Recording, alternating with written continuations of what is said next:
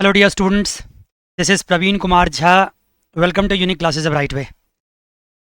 बच्चे आज आपकी एक नए सब्जेक्ट की क्लास स्टार्ट कर रहे हैं और उसकी क्लास नंबर फर्स्ट होगी आज हम सिलेबस भी डिस्क्राइब करेंगे और पहले बता दूं कि कौन सा सब्जेक्ट है पब्लिक इकोनॉमिक्स और ये आपके सेमेस्टर 5 के सारे ऑप्शनल पेपर में से एक है। बहुत ही इंपॉर्टेंट पेपर है, सेमेस्टर 5 के लिए तो है ही। अगर कोई बच्चा हायर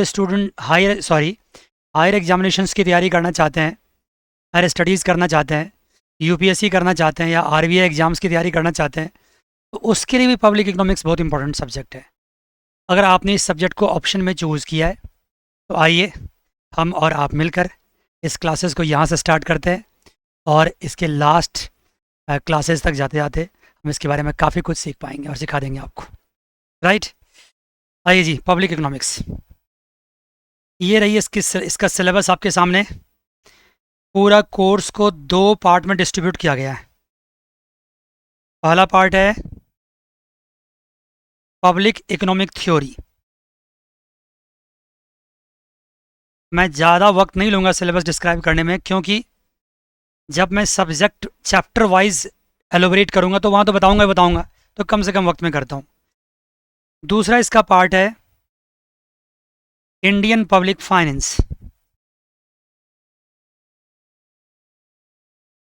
ऑफ कोर्स यहाँ दिख रहा है आपको कि ये रिकमेंड कर रहा है कि सिर्फ 15 लेक्चर्स, वैसे लेक्चर्स तुम अपने हिसाब से लगाएंगे तो, और यहाँ पे ज़्यादा लेक्चर्स हैं।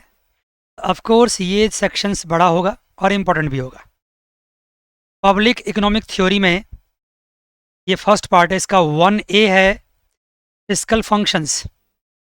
और इसके लिए जो स्टडी मटेरियल है, आपको अलग से स्टडी मटेरियल खरीदने की जरूरत नहीं, बुक नहीं खरीदने की जरूरत है। ये सब असेंबल होके एक साथ आपको कॉलेज का रीडिंग मिलेगा और वो है आपका हेंड्रिक्स एंड माइल्स। ये चैप्टर 5 इसका पढ़ना आपको। 1B है पब्लिक गुड्स। ये पब्लिक गुड्स इंपॉर्टेंट है, यहीं से हम क्लास अपनी स्टार्ट करेंगे, ठीक है।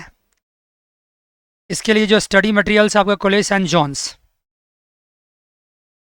अभी इसके चैप्टर्स कौन कौन से ये मत ध्यान दीजिए आप, अभी मैं इसके बारे में एलोबरेट करूँगा। इसका 1C एक्सटर्निटीज़,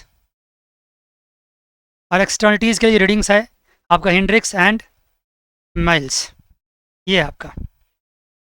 और लास्ट इसका टैक्सेशन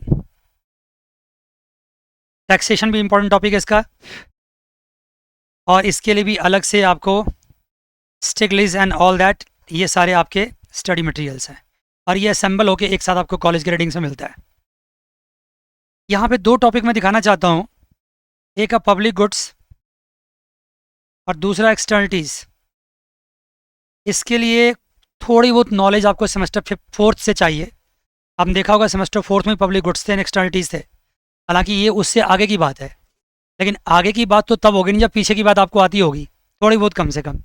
तो ये बातें आपको वहाँ से सीखनी पड़ेगी। और मुझे पता है कि सेमेस्टर 4 में भी बच्चे, खासकर जो पेंडेमिक पीरियड के बच्चे हैं, जो पेंडेमिक के बाद के बच्चे हैं, उन्होंने कितना अच्छा से पढ़ा होगा। कई बच्चों का एग्जामिनेशन भी इस वजह से थोड़ा ख़राब गया था, क्योंकि उन्होंने सीरियसली लिया नहीं था। मैं कितना बार भी रिमाइंड किया था, लेकिन उन्होंने सीरियसली नहीं लिया।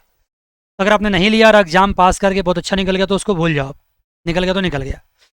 लेकिन ये 2 टॉपिक आपको है, पब्लिक गुड्स एंड एक्सटर्निटी। थोड़ा सा आपको सेमेस्टर 4 का थोड़ा नॉलेज होना चाहिए, पता होना चाहिए क्या चीज़ होता है, एक बात। दूसरी बात, अगर आपको नहीं नॉलेज है, आपने नहीं पढ़ा है, तो आपको पता है कि हम अपने यहाँ क्या करते हैं राइट वे क्लासेस में, आपको सेमेस्टर 5 के साथ साथ उसके बैकअप लेक्चर्स के लिए सेमेस्टर 4 का सब्जेक्ट कुछ दिनों के लिए आपको फ्री दे देते हैं, जहाँ से आप उसका बैकअप कर सकते हैं। उसकी कोई चार्ज हम अलग से नहीं लेते हैं आपसे, तो ये एडवांटेज आपको मिलता है। ऐसा हर सेमेस्टर्स में रहा है, जो आप बच्चे हमारे यहाँ पढ़े हैं उनको पता होगा ये चीज़, राइट। तो ये रहा आपका फर्स्ट पार्ट इसका सिलेबस। सेकेंड पार्ट का सिलेबस देखिए, इंडियन पब्लिक फाइनेंस। इसमें है, इसका मेन मोटिव ये है कि हमारे जो गवर्नमेंट है, पब्लिक सेक्टर, वो एक्चुअली चलता कहाँ से, उसके पैसे कहाँ से आते हैं, उसकी कमाई क्या है। उसका कमाई सबसे मेन सोर्स क्या है, टैक्स सिस्टम, टैक्स है। टैक्स में भी डायरेक्ट टैक्स, इनडायरेक्ट टैक्स होते हैं, थोड़ा वो डिस्कशन उसके भी होंगे। उसके बाद उसका budget, deficits and public debts, and then fiscal federalism in India. ये 3 पार्ट है इसका। मैं आपको बता दूं आपको कि ये फिस्कल फेडरलिज्म फर्स्ट पार्ट सबसे आखिरी वाला पार्ट जो है, और इसका सबसे पहला वाला पार्ट जो है, ये फिजिकल फंक्शंस, ये थोड़ा सा थ्योरेटिकल होगा। रिमेनिंग पार्ट जो है आपके, ये सारे आपके थोड़े वर्थफुल हैं, थोड़ा सा टाइम टेकिंग है। इसमें से बता दूं आपको कि यूनिट 3 में, सॉरी ये वाले पार्ट, सॉरी 1 पार्ट में आपका एक्सटर्निटीज से न्यूमेरिकल आ सकता है, मैं यहाँ एन लिख देता हूँ, और साथ साथ आपके टैक्सेशन से न्यूमेरिकल आ सकता है, यहाँ मैं एन लिख देता हूँ। क्लियर है? अगर देखा जाए तो ये 3 टॉपिक यहाँ पे बड़ा इंपॉर्टेंट है। मैं फिर से क्लियर करता हूँ, तो कौन कौन 3 टॉपिक सर? एक पब्लिक गुड्स, दूसरा एक्सटर्निटीज़, और तीसरा तीसरा क्या? टैक्सेशंस। और इस साइड देखा जाए इंडियन पब्लिक फाइनेंस में, तो आपको इम्पोर्टेंट होगा आपको कौन कौन सा? टैक्स सिस्टम, ये इम्पोर्टेंट है, और साथ साथ यूनिट्स, ये budget deficit and public finance, ये इम्पोर्टेंट है। इस पर ज़्यादा जोर देने की ज़रूरत है। 1 एंड लास्ट, मतलब ये सबसे लास्ट में और सबसे आखिरी में, फर्स्ट में थोड़ा सा आपको रीडिंग टाइप का होगा, ये भी करना तो है लेकिन रीडिंग टाइप का होगा। न्यूमेरिकल भी बता दिया कहाँ कहाँ से न्यूमेरिकल्स आते हैं। ये आपका सिलेबस है, 2 पार्ट में बटा हुआ है। फर्स्ट पार्ट बड़ा है, सेकंड पार्ट छोटा है। फर्स्ट पार्ट में 3 टॉपिक्स ज़्यादा इंपॉर्टेंट है, public goods, externality and taxation. Second part में 2 टॉपिक इंपॉर्टेंट है, tax systems and budget deficit and public debts. Overall syllabus है। मैं देख पा रहा हूँ कि जो रीडिंग्स हैं वो किनके हैं, आपको मिलने पढ़ने पड़ेंगे आपको रीडिंग्स। आपने देखा कि आपके सामने रहेंगे, एंड्रिक्स रहेंगे, माइल्स रहेंगे, पुलिस एंड जोन्स, एंड उसके अलावा आपको स्टिग्लिस, ये सब रीडिंग्स आपके सामने आएंगे, जो कि आपको खरीदने की जरूरत नहीं है। कॉलेज का रीडिंग्स मिलेगा, वो रीडिंग कंपाइल्ड होगा, वो सब कुछ एक साथ आपको मिलेगा। और क्लास में हम आपको समझाएंगे, कुछ नोट्स होंगे जो क्लास के अंदर आपको लिखाएंगे भी, जितनी बातें इंपॉर्टेंट होंगी सब लिखाएंगे, और पीडीएफ के फॉर्म में भी आपके घर तक पहुंच जाएगा। I hope you understand so far. What do you say? Yes sir, understand. तो क्लास स्टार्ट करें? यस सर, क्लास स्टार्ट करते हैं। तो फिर हम लोग क्लास में अभी स्टार्ट करेंगे। पहली क्लास जिसकी, वो है आपका पब्लिक गुड्स, ये 1B, एंड जो इसका रीडिंग्स होगा कुलिस एंड जोन्स, और उसका चैप्टर 3। यहाँ से स्टार्ट करते हूँ, लिख लीजिए इस बात को, मैं लिख देता हूँ फिर से, दोबारा आइए लिखिए यहाँ पे। सबसे पहले आइए लिखिए क्लास नंबर 1।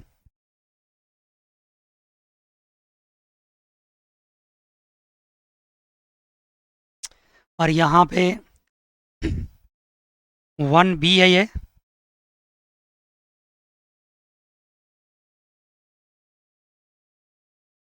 पब्लिक गुड्स है, रीडिंग्स आपका कुलिस एंड जोन्स, और इसका चैप्टर 3 है। आप अपने रीडिंग्स में देखेंगे आपको सब कुछ मिलेगा ये। Right sir, class number 1।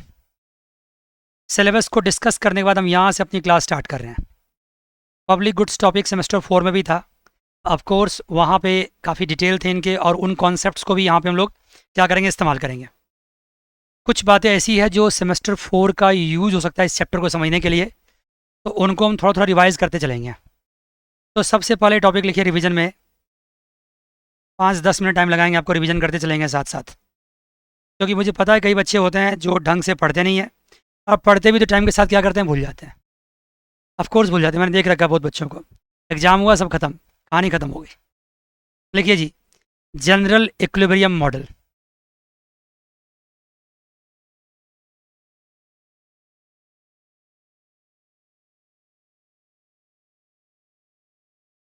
Detail पढ़ना है तो 10-11 क्लासेस मैंने अप्रोक्सीमेटली सेमेस्टर 4 में दे रखा है।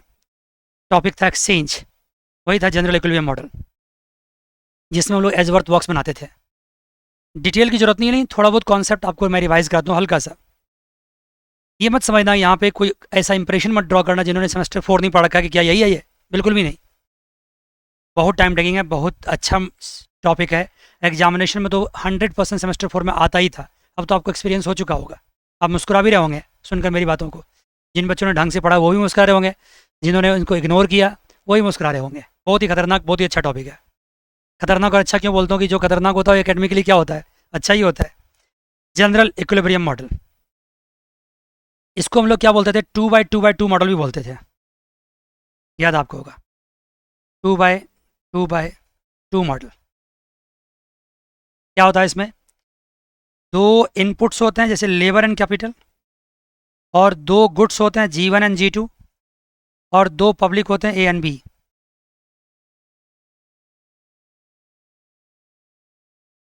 लेबर एंड कैपिटल को हम क्या करते हैं, एफिशिएंटली यूज़ करते हैं सो दैट कि इनपुट मार्केट में क्या हो, इक्विलिब्रियम हो। एफिशिएंटली यूज़ करते हैं इसको। अगर मैं कहूँ ये फर्स्ट पार्ट इसका, अगर मैं एक एजवर्थ बॉक्स छोटा सा बनाऊँ आपको समझाने के लिए, और यहाँ पे मैं कैपिटल रखूँ, यहाँ पे मैं लेबर रखूँ, और इस कैपिटल लेबर के हेल्प से मुझे क्या मिलेगा, गुड 1 मिलेगा और गुड 2 मिलेगा। ये आउटपुट्स हैं और ये इनपुट्स हैं कैपिटल लेबर। यहाँ मैं देखता हूँ कि अगर मैं एजवर्थ बॉक्स में एफिशिएंसी दिखाऊँ तो ये और ये हर पॉइंट पे क्या होगा, ये एफिशिएंट होगा। ये आइसोक्वांट्स हैं, कैपिटल लेबर की हेल्प से आइसोक्वांट बनाते थे, हमको याद होगा प्रोडक्शंस में। और जब दोनों आइसोक्वांट टच करता है तो वो क्या है, टेंजेंट है, और सारे पॉइंट क्या एफिशिएंट है, ठीक है ना। ये सारे पॉइंट्स क्या efficient point, every point efficient point है। लेकिन किस मार्केट की बात हो रही है, इनपुट मार्केट की। इससे आप इनपुट मार्केट में एफिशिएंसी अचीव करते हैं। इससे आपकी प्रोडक्शन होती है, किसकी प्रोडक्शन होती है, गुड 1 की गुड 2 की। गुड 1 गुड 2 की प्रोडक्शन होती है तो किसका कितना प्रोडक्शन करोगे, गुड 1 ज़्यादा करोगे, गुड 2 ज़्यादा करोगे, डिपेंड करता है आपके ऊपर। इससे क्या होगा, प्रोडक्शन पॉसिबिलिटी कर्व, जिसको पीपीएफ बोलते हैं, ये आपको बनेगा। यहाँ पे गुड 2 होगा, यहाँ पे गुड 1 होगा, ठीक है। लेबर एंड कैपिटल आपके इनपुट्स हैं। उस मार्केट में आपने एफिशिएंटली प्रोडक्शन करी है, और प्रोडक्शन करने से गुड 1 एंड गुड 2 निकला। और कितना गुड 1 गुड 2 प्रोड्यूस करेंगे, that is all what, PPF, production possibility frontier, right sir. और यहाँ पे जितने भी पॉइंट्स हैं, सारे पॉइंट यहाँ पे क्या है, सारे पॉइंट यहाँ क्या है, here all points are what, all points are efficient, क्योंकि ये सारे पॉइंट ना इस पॉइंट से बने हैं। और जब ये सारे टेंजेंशियल पॉइंट एफिशिएंट है तो वो भी क्या होंगे, एफिशिएंट होंगे। प्रोडक्शन पॉसिबिलिटी फ्रंटियर पे सारे पॉइंट क्या होंगे, एफिशिएंट होंगे। आपको मेरी आदत पता है, मैं जल्दीबाजी बिल्कुल भी नहीं करूँगा, बड़े आराम आराम से तसल्ली से पढ़ाऊँगा। 2 क्लास ज़्यादा लग जाएगी, जल्दीबाजी तो नहीं कर सकता। अगर आपको स्लो लग रहा है, किसी को पढ़ा हुआ है, तो थोड़ा फास्ट कर सकते हैं, या थोड़ा इसको क्या कर सकते हैं, फॉरवर्ड कर सकते हैं। लेकिन सजेशन नहीं होगा ऐसा करने का, बिल्कुल भी ऐसा नहीं करिएगा। ये सारे एफिशिएंट पॉइंट होंगे। गॉट इट बच्चे, यस सर। अब क्या है कि अगर मैं सेकंड पार्ट देखूं तो आपने क्या किया, कैपिटल एंड लेबर मार्केट में एफिशिएंसी अचीव कर ली है, प्रोडक्शन पॉसिबिलिटी फ्रंटियर बना लिया। लेकिन जो गुड 1 एंड गुड 2 आपने बनाया है, उस गुड 1 एंड गुड 2 को आप क्या करेंगे, सेकेंडली कंज्यूमर मार्केट में गुड 1 एंड गुड 2 को आप डिस्ट्रीब्यूट करेंगे, राइट ना, किस में, ए और बी में। ये गुड 1 है और ये गुड 2 है। कंज्यूमर मार्केट में गुड 1 गुड 2 है, उसको ए और बी में डिस्ट्रीब्यूट करना है। यहाँ पे भी एफिशिएंसी पॉइंट आएगा, यूँ आएगा। ये सारे पॉइंट क्या होंगे, एफिशिएंट होंगे। इस मार्केट में एफिशिएंसी के लिए क्या हमने सिखाया था आपको सेमेस्टर 4 में, MRSA equals to MRSB। Of course जब दोनों इंडिफरेंस का, यहाँ पे आइसोक्वांट वर्ड इस्तेमाल किया था, ये आइसोक्वांट है, और यहाँ पे IC इंडिफरेंस कर्व। इतने सारे सेमेस्टर्स में पढ़ने के बाद आपको सब कुछ आता होगा, लेकिन इस सेमेस्टर 5th में भी कोई टीचर अगर आपके साथ छोटे बच्चे जैसा बिहेव करता है, मतलब आपको बच्चा मान के ही पढ़ाता है, तो सोचो कितना अच्छी बात है उसके लिए, आपको कितना अच्छा लगता होगा।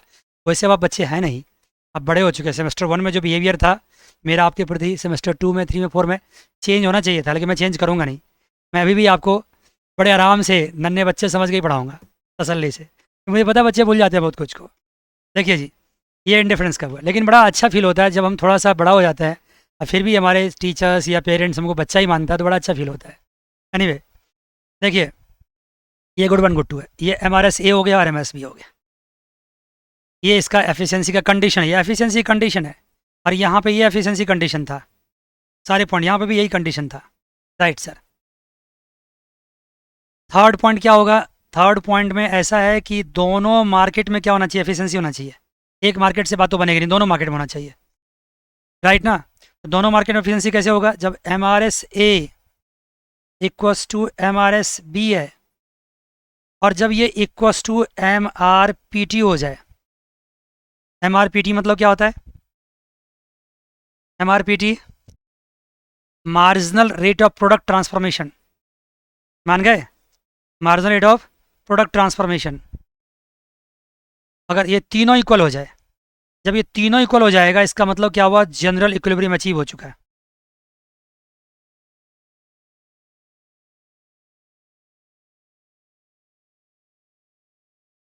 जनरल इक्विलिब्रियम अचीव्ड, मान गए? अभी एमआरपीटी क्या है? MRPT actually marginal rate of product transformation, इसका स्लोप है। इसके स्लोप को हम एमआरपीटी बोलते हैं। ये एमआरपीटी है, पीपीएफ का स्लोप। और जब पीपीएफ का स्लोप, ये हर पॉइंट क्या है? इस पॉइंट से निकला है। मतलब कहने मतलब मैं चेंज करता हूँ कलर, देखो ये पॉइंट और ये पॉइंट सेम ही है ना, ग्रीन देखना आप। इसका मतलब है कि अगर मैं यहाँ पे ग्रीन वाला पार्ट ले रहा हूँ, इसका मतलब है कि इनपुट मार्केट्स में क्या एफिशिएंसी है। और M R S equals to M R S B ले रहा हूँ, इसका मतलब क्या हो गया? इसका मतलब हो गया, अननेसेसरी मैं गंदा कर रहा हूँ इसको। इसका मतलब हुआ कि आपका गुड्स मार्केट में, कंज्यूमर मार्केट में भी क्या है? एफिशिएंसी है। Right sir. तो तीनों मार्केट क्या हो गया? एफिशिएंट हो गया। ये कहानी बन गई। लिख लिया यहाँ तक? यस सर, लिख लिया।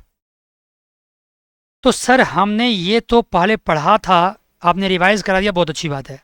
अभी इसका क्या यूज़ होगा? अभी इसमें क्या करना है हम लोगों को? करना ये है, बताते हैं। हमने सेमेस्टर 4 में जो पढ़ाया था आपको, G1 एंड G2, ये दोनों लिया था मैंने प्राइवेट गुड्स। अब यहाँ क्या करेंगे? G1 एंड G2 में से कोई एक क्या करेंगे? G1 एंड G2, अगर मैं G1 को प्राइवेट गुड्स लेता हूँ तो G2 क्या लेना पड़ेगा? Public goods. एक गुड्स हम यहाँ पे पब्लिक गुड्स लेंगे, मान गए? एक गुड्स यहाँ पे क्या लेंगे? Public goods. Come on. क्यों सर, ऐसा क्यों? देखो, प्राइवेट गुड्स के बारे में सेमेस्टर 4 में बात हो चुकी है, अब मैं पब्लिक गुड्स क्यों लूँगा? क्योंकि टॉपिक ही क्या है?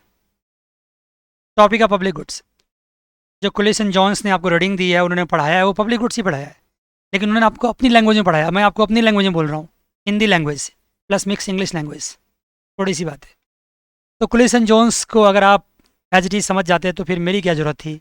मैं अपनी भाषा में, अपनी लैंग्वेज में समझाऊंगा तो ज़्यादा मज़ा आपको आएगा, कनेक्ट कर पाओगे आप। Right sir. तो ये कहानी है। तो यहाँ पे पब्लिक गुड्स के मार्केट में जनरल इक्विलिब्रियम अचीव करना है प्राइवेट गुड्स के साथ कंपैरिजन करते हुए, इसलिए एक को रखेंगे हम प्राइवेट गुड्स, दूसरा रखेंगे पब्लिक गुड्स। सेमेस्टर 4 में दोनों प्राइवेट गुड्स था। Right sir. लेकिन सर, आपने private goods and public goods तो सेमेस्टर 4 में सिखा रखा है, तो सेमेस्टर 5 में हम भूल चुके हैं इसको, बताओ क्या होता है ये चीज़? आप भूल गए? पक्की बात भूल गए? चलो भूल गए तो बताता हूँ। देखो, एक छोटा सा एग्जांपल देता हूँ, छोटा सा एग्जांपल। आप समझ गए public goods and private goods. आपका घर है, आपका घर में आपकी किचन भी है, किचन में दूध रखा हुआ है। दूध अच्छा लगता है, गर्म दूध हो पीना ना, बहुत अच्छा लगता है। दूध रखा हुआ है, सपोज करो 1 लीटर ऑफ मिल्क है वहाँ। आप अगर उस लीटर ऑफ मिल्क में से एक ग्लास मिल्क पी लोगे तो मिल्क की क्वांटिटी क्या हो गई? कम हो गई। घर की दूसरे बंदों के लिए मिल्क की क्वांटिटी अब कम हो चुकी है। एक गिलास और पी लोगे तो और कम हो गई है। अगर सारा दूध आप ही पी जाओ तो फिर कोई और तो पी नहीं पाएगा। तो प्राइवेट गुड्स उसको कहते हैं, जब हम उसको यूज़ करते हैं तो दूसरे के लिए उसकी क्वांटिटी क्या होती है? कम हो जाती है। चलो, प्राइवेट गुड्स कितना आसानी से हो गया। पब्लिक गुड्स देखो, आपके घर में एसी भी लगा हुआ ड्राइंग रूम में, आप उस एसी में जाके बैठ जाते हैं, कुछ देर बाद आपके पेरेंट्स भी आके उसमें बैठ जाते हैं, कुछ देर बाद आपके भाई बहन भी आके बैठ जाते हैं। क्या आपको जितनी ठंडक लग रही है एसी की, क्या उनको कम लग रही है? क्या उनके आपके पेरेंट्स को कम लग रही है? नहीं, सबको इक्वल ठंडक, इक्वल कूलिंग मिल रही है, क्योंकि एसी लगा हुआ है। उसको काटा नहीं जा सकता, एक यूनिट है वो, ना उसको कम किया जा सकता, ना उसको बढ़ाया जा सकता है। उसमें जितने भी लोग आएंगे सबको सेम कूलिंग मिलेगी। This is called what? Public goods. लेकिन कूलिंग की भी लिमिट है। अगर आप पूरे खानदान को बुला लो, एकदम निमंत्रण दे के कहीं से अपने गेस्ट वेस्ट को, और सबको उसी कमरे में बुला लो, फिर एसी चलेगा ही नहीं। फिर चलेगा तो जरूर, लेकिन आपको उसकी कूलिंग नहीं मिलेगी आपको, एक लिमिट तक जितनी उसकी कैपेसिटी है। मैंने सेमेस्टर 4 में आपको एग्जांपल दिया था कि रोड जो होता है ये पब्लिक गुड्स है, लेकिन रोड तब तक जब तक उसमें कंजेशन ना हो। जितना रोड की कैपेसिटी है वहाँ तक वो पब्लिक गुड्स है। जब कंजेशन होने लगा तो फिर पब्लिक गुड्स की क्वालिटी खो चुका है, क्योंकि अब वो ज़्यादा, अब उसमें और लोग आएंगे तो क्या करेगा? दूसरे को प्रॉब्लम ही क्रिएट करेगा, तब वो प्राइवेट गुड्स हो जाएगा फिर। मान गए? ये पब्लिक गुड्स की कहानी थी। आप एसी का एग्जांपल याद रखिएगा, मिल्क का एग्जांपल याद रखिएगा, अपने तरीके से कुछ और भी एग्जांपल बना सकते हैं, आपकी मर्जी है। मजा आ गया? पक्की बात सर। लेकिन क्या सर ये एग्जांपल देने भर से बात बन जाएगी क्या? इतने से काम चला लोगे आप क्या? सिंपल सिंपल तरीके से बता देते हो और पतली गलनी से निकलने की कोशिश करते हो, ऐसा होगा क्या? बिल्कुल भी नहीं होगा। और किसने किसने कहा कि मैं पतली गली से निकलूंगा? मैं इसके बारे में डिटेलिंग करूंगा भाई, डिटेलिंग करूंगा इसके बारे में अभी और बताऊंगा। आइए जी, तो ये थोड़ा सा जनरल इक्विलिब्रियम का कॉन्सेप्ट के बाद मैं आपको public goods and private goods के बारे में थोड़ा और बताता हूँ। एग्जाम्पल तो दे दिया है, थोड़ा और बताता हूँ। थोड़ी क्लासेस में आपको मेरी वर्ड्स थोड़ा फास्ट लग रही होगी क्योंकि मैं जनरल बातें कर रहा हूँ। जब एक पर्टिकुलर बातें आएगी, अच्छी बातें आएंगी, तो फिर मैं अच्छे तरीके से करूँगा, थोड़ा रुक के करूँगा, बार बार रिपीट करके करूँगा। मान गए जी? मान गए सर। चलिए जी, अब क्या कहानी है? अब कहानी टॉपिक लिखिए, अब टॉपिक लिखिए public goods and private goods.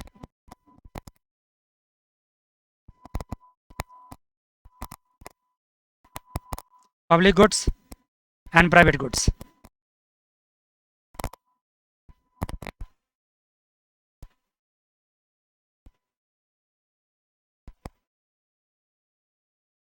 Public goods and private goods. चलिए जी,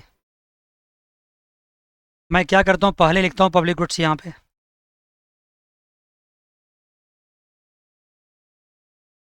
और इस पब्लिक गुड्स को, और यहाँ लिखता हूँ मैं प्राइवेट गुड्स।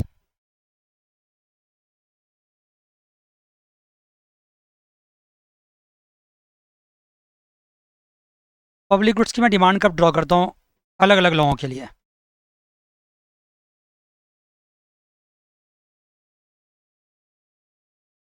समझिएगा ढंग से।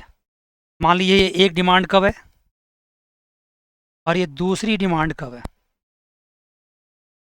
ये डिमांड कब किसका है? डीए का है। थोड़ा लिख लीजिए, बाहर ही लिख देता हूँ मैं आपको। ये डीए है और ये डीबी है। डिमांड कब बी है।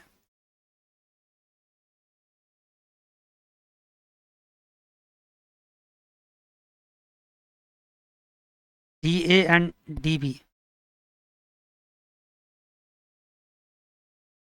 ये डिमांड कब ए है, दूसरा डिमांड कब बी है। कोई दिक्कत है बच्चे? कोई दिक्कत नहीं है।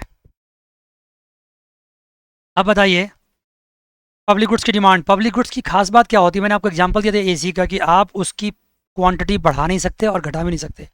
एक टाइम पे जो एसी लगा उसकी जो कूलिंग होगी सबके लिए सेम रहेगी, ना बढ़ सकती है ना घट सकती है। तब पब्लिक गुड्स की क्वांटिटी तो सेम रहने वाली है। Right sir. एक बात देखिए यहाँ पे पब्लिक, ये यहाँ पे प्राइस है, डिमांड कम है, यहाँ क्या होगा? प्राइस होगा। इधर ये क्वांटिटी है। एक खास बात मैं क्या देख रहा हूँ, मैं थोड़ा डी ए ऊपर लिख देता हूँ, यहाँ मुझे जगह चाहिए। अगर मैं इस लाइन को थोड़ा ऊपर तक ले जाके इसको टच करा दूँ, ध्यान दीजिएगा कॉन्सेप्ट आ गया है। मैं क्या देख रहा हूँ, ये ग्रीन लाइन जो मैंने ड्रॉ किया है, और नीचे तक कर देता हूँ, इसके राइट साइड है, ये राइट साइड है शायद मेरे ख्याल से, राइट साइड। राइट साइड में डी ए का मतलब पर्सन ए का कोई डिमांड ही नहीं है। पर्सन ए अगर डिमांड करेगा भी इस एरिया में तो उसकी वो कोई कीमत नहीं चुकाएगा। देखो ना, डी ए पर्सन ए अगर राइट साइड में ग्रीन स्ट्रिप जो मैंने बना रखा है उसमें अगर कोई डिमांड करेगा पब्लिक गुड्स की, तो उसकी कोई पैसा वो देने को तैयार नहीं है, कोई कॉस्ट वो बियर करने को तैयार नहीं है, जीरो कॉस्ट। मान के बच्चे? क्लियर है? Clear sir, no cost. वो कोई कॉस्ट उसका पे करने को तैयार नहीं है। क्योंकि आपने क्या देखा कि जैसे जैसे देखो, यहाँ मैं हल्का सा बनाता हूँ, देखना, जैसे जैसे प्राइस कम हो रही है उसकी डिमांड बढ़ रही है डीए की। लेकिन एक टाइम पे क्या आ रहा है, इस पॉइंट तक, ये पॉइंट जो है, ये पॉइंट मैं घिस रहा हूँ, तभी डिमांड करेगा जो जीरो प्राइस होगी। उसके बाद तो कुछ प्राइस पे ही नहीं करेगा। प्राइस नहीं पे करना मतलब जीरो डिमांड है उसकी। डिमांड कौन देगा? बिना पैसे का कोई गुड्स देगा क्या? नहीं देगा। ये कहानी हो गई। अब इसको मैं हटा देता हूँ, ये अननेसेसरी क्या करेगा, इसको गंदा करेगा। समझ गए बात को? लेकिन एक पॉइंट ऑफ टाइम के बाद अगर मान लो इधर ये ग्रीन के बाद ये ब्लू में आ गए, हम देखो इस क्वांटिटी में आ गए, तो फिर दोनों प्राइस पे करने को तैयार है इस रेंज में। लेकिन ग्रीन ग्रीन वाले रेंज में पब्लिक गुड्स की डिमांड कौन कर रहा है? सिर्फ बी कर रहा है। इस प्राइस पे पब्लिक गुड्स को सिर्फ बी परचेज कर रहा है। इस प्राइस पे सिर्फ बी परचेज कर रहा है। इस प्राइस पे सिर्फ बी परचेज कर रहा है। देखो ना, बी परचेज कर रहा है। जो प्राइस मैंने 3 लाइन ग्रीन लाइन ड्रॉ करी है, उन 3 प्राइस पे तो ए परचेज ही नहीं कर रहा है, क्योंकि क्वांटिटी क्या देखो, क्वांटिटी यहाँ है, क्वांटिटी यहाँ, क्वांटिटी यहाँ है, इस क्वांटिटी में वो कुछ परचेज करना ही नहीं चाहता। लेकिन फिर मैं इसको हटाऊंगा, ग्रीन को हटाऊंगा समझाने के लिए आपको। अगर मैं ग्रीन को हटा दूँ, देखो हटा दिया। इस प्राइस के बाद, यहाँ के बाद जो प्राइस आगे जाएगा, इसके बाद जो प्राइस आगे जाएगा, उस प्राइस पे फिर दोनों डिमांड करेगा उसका। तो आपने क्या देखा कि इसके बाद ये डी, इस पॉइंट ऑफ टाइम के बाद, ये ग्रीन जो मैंने यहाँ ड्रॉ किया, ये देखना, इसके बाद अगर प्राइस होता है तो फिर दोनों परचेज करने को तैयार है, ठीक है ना, ब्लू वाले रेंज में। तो यहाँ से क्या होगा, यहाँ से इसकी जो डिमांड कब डी एन बी यहाँ से बेंड कर जाएगा, ये ऐसा हो जाएगा। मैं यहाँ से ड्रॉ कर दे,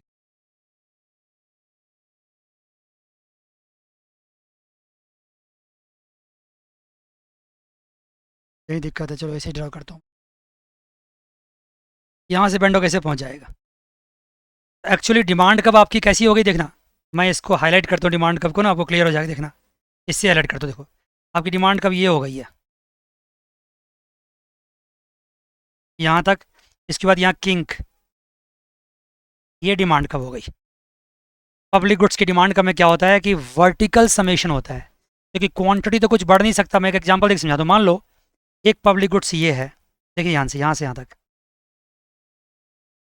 अब ये जी तो फिक्स है, जी तो चेंज होगा नहीं, ये कांस्टेंट है, पब्लिक गुड्स है कांस्टेंट है। इस पब्लिक गुड्स पे ये कितना प्राइस देने को तैयार है, इतना, ये प्राइस ऑफ ए है, और दूसरा कितना देने को तैयार है, ये है, सॉरी ध्यान समझिए, बारीकी समझिएगा, हो सकता है अभी छोड़ दीजिए लिखना, बस समझिए। ये पीवी, ये हो गया पीवी, और जब मैं इसकी बात करूं तो ये क्या है, ये P A plus P B है, दोनों मिला करके P A plus P B है। मान के बच्चे, अगर वहाँ की बात करूँ तो उस डिमांड का, क्लियर यहाँ तक। तो आपने क्या देखा कि पब्लिक गुड्स में वर्टिकल समेशन होता है, प्राइस ऐड होता है, प्राइस ऐड होता है। मैं एग्जांपल देता हूँ, देखो आपके घर में एसी है, मान लो आप क्या करते हो, उसको सेल करते हो। आप अगर उस कमरे में यू पहुँचे, 10 रुपया चार्ज हुआ, आपके पेरेंट्स पहुँचे, 2 लोग हैं, पेरेंट्स 2 होते हैं, तो 20 रुपये चार्ज हो गया, 20 10 30 हो गया, 30 रुपीज़ हो गए। आपने क्या देखा, एसी उतना ही है, प्राइस क्या हो गया, चार्ज होता चला गया, ऐड होता चला गया, प्राइस ऐड होता है उसमें, क्योंकि पब्लिक गुड्स की क्वांटिटी तो बढ़ती नहीं है। तो यहाँ पे वर्टिकल समेशन होता है, राइट सर, बिल्कुल सही बात। और भी पब्लिक होते, और भी इंडिविजुअल्स होते तो ऐसे प्लस हो जाता, लेकिन सिंप्लिसिटी के लिए मैंने क्या किया, 2 ही पर्सन्स रखे हैं, राइट सर। देखो प्राइस आप एक्चुअली कितना पे करते हो, किसी भी सामान का आप प्राइस उतना ही पे करते हो जितना उससे आपको यूटिलिटी मिलता है, और या जितना आपको उससे बेनिफिट मिलता है, उतना ही प्राइस। जो प्राइस आपने पे किया है, इसका मतलब है उतनी आपको इससे यूटिलिटी मिल रही है, उतनी ही आपको इससे बेनिफिट मिल रही है। Benefit and utility are the same thing, मिल रही है आपको। इसलिए क्या होगा कि जब आपका पर्सन ए का जो बेनिफिट होगा उसको बोलेंगे मार्जिनल बेनिफिट ऑफ ए, और पर्सन बी का जो बेनिफिट होगा उसको कहेंगे marginal benefit of B. Marginal benefit को मार्जिनल यूटिलिटी भी कह सकते हैं, एक ही बात, लेकिन आप बेनिफिट लिखिएगा यहाँ पे, जब हम वेलफेयर की बात करते हैं तो बेनिफिट्स लिखते हैं, राइट सर। अब यहाँ क्या है कि इक्विलिब्रियम पॉइंट कहाँ पे होगा, जहाँ पे marginal benefits of A plus marginal benefits of B equals to होगा marginal cost of public goods, वहाँ पे इक्विलिब्रियम पॉइंट होगा। आप जानते हैं जहाँ पे बेनिफिट्स एंड कॉस्ट इक्वल होंगे वही इक्विलिब्रियम पॉइंट होंगे। तो बेनिफिट्स तो आपको पता चल जाएगा प्राइस के हेल्प से, लेकिन मार्जिनल कॉस्ट लाइन आपको ड्रॉ करना होगा। क्या ड्रॉ करना होगा, मार्जिनल कॉस्ट लाइन।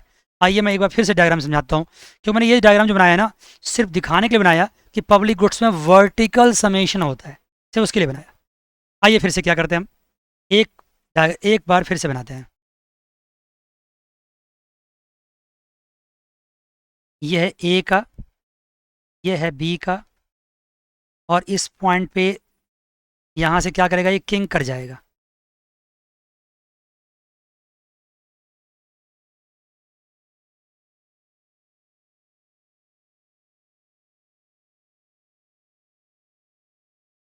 थिंक कर गया इस पॉइंट से, ऊपर समझा चुका हूँ सारा कॉन्सेप्ट।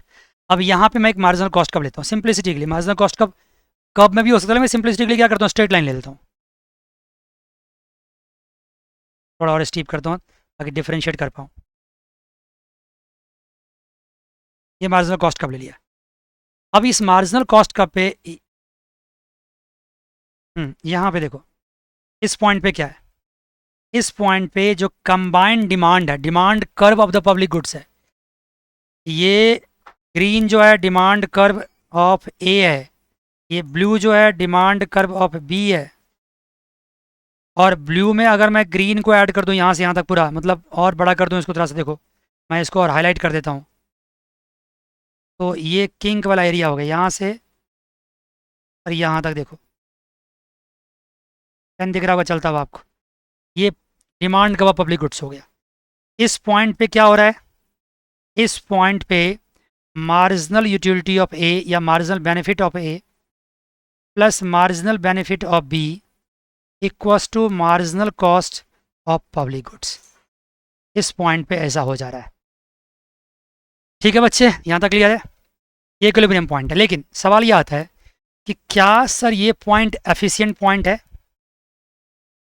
क्या ये एफिशिएंट पॉइंट है।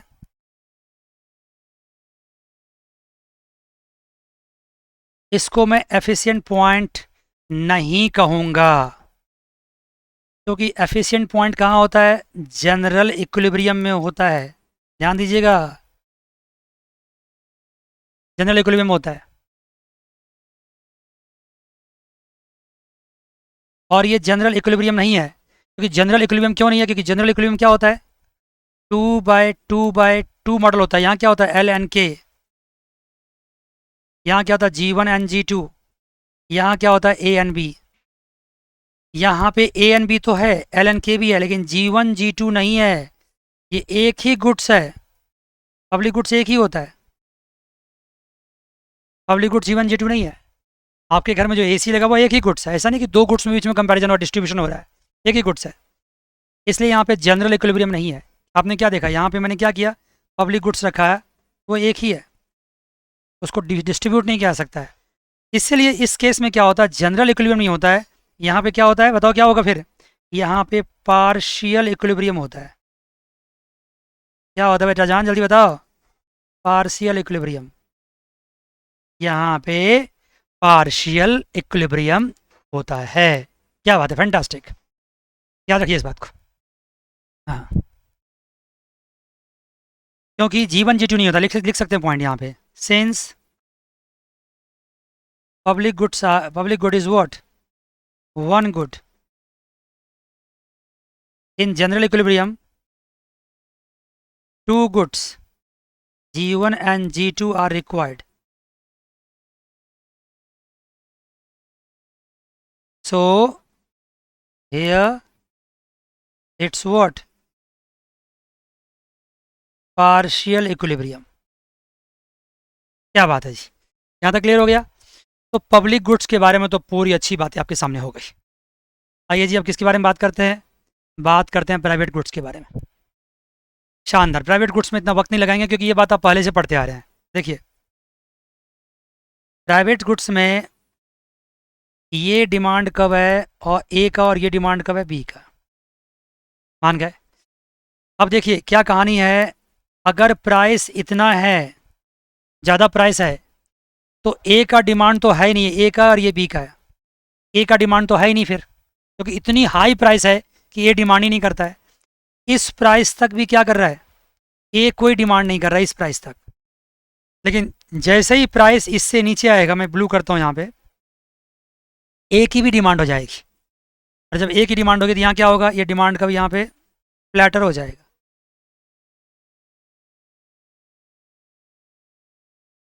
क्योंकि पब्लिक प्राइवेट गुड्स है, जितना ज़्यादा आप कंज्यूम करते जाओगे वो खर्च होता चला जाएगा, और जितना ज़्यादा डिमांड करोगे उतनी उसकी क्वांटिटी क्या होगी, बढ़ती चली जाएगी। ये ऐसा तो नहीं है कि पब्लिक गुड्स है कि फिक्स ही फिक्स है, प्राइवेट गुड्स है। मैंने कहा ना प्राइवेट गुड्स में जैसे कोई भी चीज़ ले लो, रेस्टोरेंट ले लो, कोई भी लो, खाने पीने कपड़े, ये सब देखो, उसकी डिमांड जितनी बढ़ती है उतनी क्या होती है, और ज़्यादा आपके पास गुड्स प्रोडक्शन करने पड़ते हैं, और ज़्यादा आपको सामान अपने पास रखने पड़ते हैं, राइट जी। तो कुछ देर तक तो सिर्फ बी ही डिमांड कर रहा था, इतनी प्राइस थी कि सिर्फ बी ही डिमांड किया, और उसके बाद क्या हुआ, उसके बाद फिर ए और बी दोनों ने डिमांड किया, इस वाले एरिया में दोनों ने डिमांड किया। मान के बच्चे क्लियर है? क्लियर है सर। अब देखिए इसमें क्या कीजिए, अगर मान लो यहाँ पे भी हम क्या करें, कोई मार्जिनल कॉस्ट कर्व ड्रॉ करें। अगर मैंने मार्जिनल कॉस्ट कर्व ड्रॉ कर दी तो यहाँ क्या हुआ, ये इक्विलिब्रियम पॉइंट हो गया, थोड़ा सा स्टीप करना पड़ेगा मार्जिनल कॉस्ट, ये लीजिए। अब इस पॉइंट पे देखो, इस मार्जिनल कॉस्ट कर्व पे ये पॉइंट आया आपका इक्विलिब्रियम पॉइंट। इस पॉइंट पे प्राइस कितनी है, यहाँ से यहाँ लो, ये प्राइस है, ध्यान दीजिएगा ये प्राइस है, बार बार घिस रहा हूँ मैं, ये प्राइस है। तो प्राइस कौन कितना पे कर रहा है, प्राइस पे कर रहा है ए इतना प्राइस, क्वांटिटी खरीद रहा है और ये प्राइस पे कर रहा है। बी इतनी क्वांटिटी परचेज कर रहा है और प्राइस दे रहा है। ये क्वांटिटी ऑफ ए है और ये क्वांटिटी ऑफ बी है, लेकिन यहाँ क्या है, ये क्वांटिटी दोनों की है। ये पॉइंट क्या है, quantity of A plus quantity of B है। मेरे पेन को समझिएगा फिर डायग्राम बनाइएगा, क्योंकि मेरे पास थोड़ा स्पेस कम होता है ना, इसलिए से बनता है डायग्राम। मैं थोड़ा बड़ा कर देता हूँ इसको, देखिए आप ऐसे बनाइए, ये क्वांटिटी ऑफ ए और ये क्वांटिटी ऑफ बी है। क्लियर है बच्चे? और जहाँ पे मार्केट डिमांड कर्व है, जहाँ दोनों डिमांड कर्व साथ साथ है, वहाँ पे दोनों की क्वांटिटी है। ये लाइन क्या दिखा रहा है, ये लाइन दिखा रहा है demand curve of A plus demand curve of B, दोनों दिखा रहा है। यहाँ पे हॉरिजॉन्टल समेशन होता है, पब्लिक गुड्स जैसा प्राइवेट गुड्स नहीं होता। प्राइवेट गुड्स की क्वांटिटी को बढ़ाई घटाई जा सकती है, पब्लिक गुड्स की क्वांटिटी फिक्स रहती है। यहाँ पे हॉरिजॉन्टल समेशन होता है, वहाँ पे वर्टिकल समेशन होता था। चिंता मत करो, कुछ कुछ मेन मेन बातें क्या करेंगे आपको हम लिखा कर दे देंगे। क्लियर यहाँ तक? तो पब्लिक गुड्स। अब यहाँ पे क्या है, आपने क्या देखा, एक छोटी सी बात है जो यहाँ पे मैं और क्लियर करता हूँ, फिर मैं आगे बढ़ूंगा। यहाँ पे एट इक्विलिब्रियम पॉइंट कंडीशन क्या रहा, कंडीशन रहा कि marginal benefit of A plus marginal benefit of B equals to हो गया marginal cost of public goods. मैंने समझाया आपको, दोनों की मार्जिनल बेनिफिट को प्लस करके marginal cost of public goods, right sir. लेकिन इस केस में प्राइवेट गुड्स में ऐसा नहीं होगा। प्राइवेट गुड्स का इक्विलिब्रियम पॉइंट होगा जो प्राइस है इक्वस टू एम सी, जितनी प्राइस है इक्वस टू एम सी, और इक्वस टू क्या होना चाहिए, marginal benefit of A equals to marginal benefit of B. क्योंकि आपने क्या देखा, इस पॉइंट ऑफ टाइम पे प्राइस क्या है, फिक्स हो गया। देखो प्राइस बढ़ी नहीं है, एक ही प्राइस पे कर रहा है दोनों लोग। ए भी वही प्राइस कर रहा है पे और बी भी वही प्राइस कर रहा है, पे कर रहा है। और एम सी उसी पॉइंट पे, देखो P equals to M C, ये पॉइंट क्या है, ये पॉइंट जब मैं बोलता हूँ तो हो सकता है शायद आपको दिखाई नहीं पड़ता हो, इसमें बार बार यहाँ पे क्लिक कर रहा हूँ। ये पॉइंट क्या है, ये पॉइंट है P equals to M C. और जब P equals to M C है तो पी तो दोनों सेम ही पे कर रहा है। जब प्राइस जितना बंदा पे कर रहा है उतना ही बेनिफिट वो एक्वायर करना चाहेगा। आप खुद सोचो ना, आप जितना प्राइस पे करना चाहते हैं उतना ही बेनिफिट आप एक्वायर करना चाहेंगे। तो जब दोनों की प्राइस सेम है तो दोनों का बेनिफिट भी क्या होना चाहिए, सेम होना चाहिए, और मार्जिनल कॉस्ट तो सेम होगा ही होगा इक्विलिब्रियम पॉइंट अचीव करने के लिए। जब दोनों सेम प्राइस पे कर रहा है तो दोनों का बेनिफिट भी क्या होना चाहिए, सेम होना चाहिए, और इक्विलिब्रियम पॉइंट के लिए मार्जिनल कॉस्ट के बराबर होना चाहिए। यहाँ पे दोनों सेम प्राइस पे नहीं कर रहा है, पी ए की अपनी प्राइस है और पी बी की अपनी प्राइस है, और दोनों कंबाइंड प्राइस पे कर रहा है पब्लिक गुड्स के लिए। मैंने एग्जांपल दिया था कि आपके घर में एसी है, आप 10 रुपये पे कर रहे हो, पेरेंट्स 20 रुपये पे कर रहे हैं, भाई आपके 20 रुपये पे कर रहे हैं, जो जितना पे कर रहा है, तो एसी का अल्टीमेटली कंबाइंड प्राइस कितनी हो गई, सब मिला के हो गई, राइट। यहाँ पे दोनों की अपनी अपनी प्राइस है, दोनों की अपनी अपनी मार्जिनल बेनिफिट्स हैं। यहाँ पे दोनों की प्राइस सेम है तो दोनों का मार्जिनल बेनिफिट भी क्या होगा, सेम होगा। यहाँ पे जनरल इक्विलिब्रियम हो सकता है, यहाँ पे जनरल इक्विलिब्रियम होगा, क्योंकि प्राइवेट गुड्स है तो क्वांटिटी ऑफ ए अलग है, क्वांटिटी ऑफ बी अलग है, डिफरेंट है। Quantity of A and quantity of B are different. यहाँ पे जनरल इक्विलिब्रियम पॉसिबल है, 2/2/2 मॉडल यहाँ पे पॉसिबल है, क्योंकि 2/2 मॉडल में क्या हर्डल था, सिर्फ क्या प्रॉब्लम था, G1 एंड G2 का हर्डल था, प्रॉब्लम था, जो कि पब्लिक गुड्स में पॉसिबल नहीं है। एक ही एसी को सभी लोग यूज़ कर रहे हैं, यहाँ ऐसा नहीं है, सब लोग अपने अपने हिसाब से अपनी अपनी प्राइस पे कर रहे हैं, अपनी अपनी क्वांटिटी कंज्यूम कर रहे हैं। तो प्राइवेट गुड्स में जनरल इक्विलिब्रियम पॉसिबल है। उसका जो मार्जिनल बेनिफिट मैंने कहा था, मार्जिनल बेनिफिट जो होता है ना, वो मार्जिनल यूटिलिटी के बराबर होता है, सेम ही होता है, एक ही चीज़ होता है। तो देखा आपने private goods and public goods की कितनी छोटी छोटी बारीक बातें थी और जो मैंने आपको आपके सामने डिफरेंशिएट किया। लेकिन आप कहोगे सर ये तो ठीक है, लेकिन जब डिफरेंशिएट आपने कर दिया तो कुछ पॉइंट्स लिखा भी दो। लेकिन मैं कह रहा हूँ अगर मैं लिखाना स्टार्ट करूँगा, कुछ बातें बताना स्टार्ट करूँगा, तो इसका क्लास बहुत लंबा खिंच जाएगा। तो कुछ बातें मुझे और भी समझानी है लिखाने से पहले, या कुछ पॉइंट हाईलाइट करूँगा। आपके पास रीडिंग्स तो है ही, वो भी आपके काफ़ी हेल्प होंगे, और मैं अपनी तरफ से भी कुछ नोट्स दूंगा ही आपको, वो भी काफ़ी बेनिफिशियल होगा। सबसे इंपॉर्टेंट क्या होता है? अंडरस्टैंडिंग। अगर आप बातों को अपनी लैंग्वेज में, मेरी लैंग्वेज में समझने लगें, बात दिमाग तक नहीं बल्कि दिल तक पहुँचने लगे, तो समझ लो सब्जेक्ट आपके कंट्रोल में है। और सब्जेक्ट कंट्रोल में तभी होगा जब आप पढ़ेंगे, मैं पढ़ाऊँगा, और एवरेज बेसिस पे टाइम नहीं है। ये नहीं कि लेक्चर लेते गए जमा करते गए, एग्जाम से 15 दिन 25 दिन पहले पढ़ेंगे, कुछ फ़ायदा ज़्यादा आपको नहीं होगा। पास तो आप वैसे भी कर जाएंगे क्योंकि कुछ बच्चे इंटेलिजेंट होते निकल जाते हैं, लेकिन आपको बेनिफिट नहीं होगा। इसलिए आप बेनिफिट एक्वायर करना चाहते हो तो मैक्सिमम क्या कीजिए, आप हर दिन का लेक्चर हर रोज़ कंप्लीट कीजिए, लेक्चर को जमा मत होने दीजिए। मेरी भाषाओं से, मेरी लैंग्वेज से आपको लग रहा होगा कि शायद मैं इस क्लास को यहीं रोकने वाला हूँ, लेकिन चिंता मत करना, public goods and private goods मैं अगली क्लास में जब आऊँगा फिर से रिवाइज करा दूंगा, क्वेश्चन पूछूंगा आपसे वर्चुअली, आप जवाब देंगे वर्चुअली, और मैं कुछ पॉइंट्स बना के लिखाऊंगा। फिर मैं इस चैप्टर को आगे और भी कैरी करता रहूँगा। आज के लिए इतना ही, अगली क्लास से फिर मिलेंगे। God bless you all, take care, bye bye, see you.